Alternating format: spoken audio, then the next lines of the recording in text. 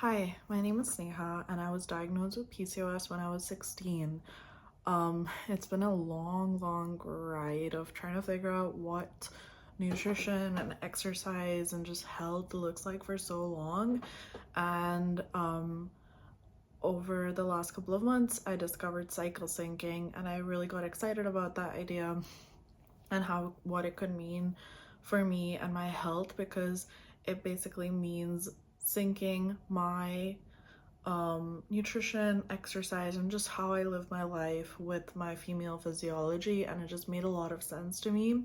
I still do believe in the concept, and which is why I was like very keen to track my progress with cycle syncing and experiments with the truth of it for the last 100 days. However, on Wednesday, which was supposed to be day 15 of 100 days of cycle syncing, I experienced some spotting after almost 2 months of not getting my periods, and I was really happy because it meant that my body was finally working the way it's supposed to.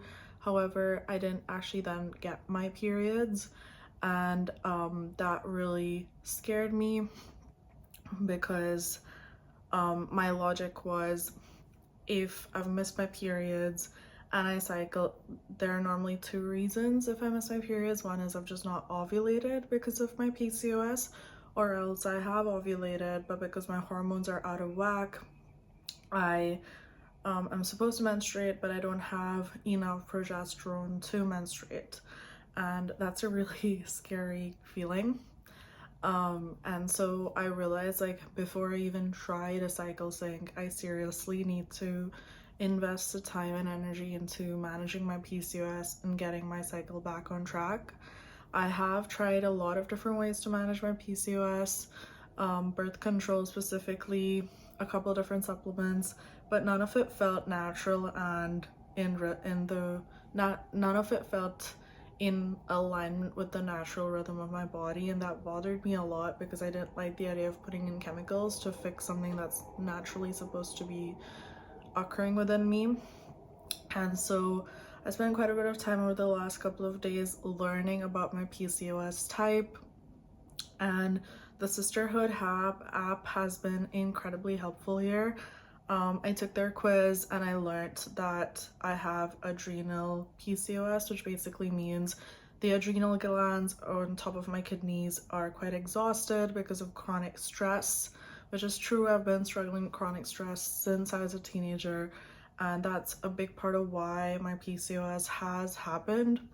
And so I realized I want to start sharing my journey about how I'm learning to naturally manage my PCOS by managing my chronic stress, because I do think the root cause is stress management, and also managing my consumption of inflammatory foods like dairy, coffee, gluten, and also designing workouts that do not stress my body out. I am a certified personal trainer, so I finally put my knowledge to use and designed a set of workouts that do not stress my body out.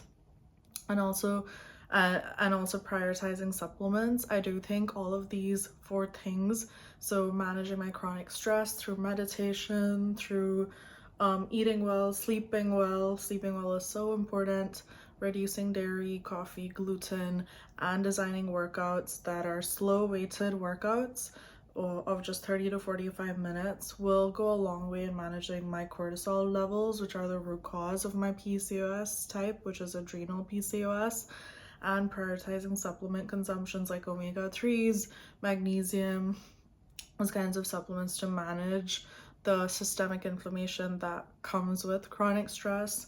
My hope is that that will help me in the long term manage my PCOS, bring my cycle back so that I can then learn to cycle sync. If you find my story interesting or insightful, feel free to click the follow button just to follow along my journey. And if you have any thoughts, questions, or comments, feel free to comment them below in the comment section. Thanks for listening.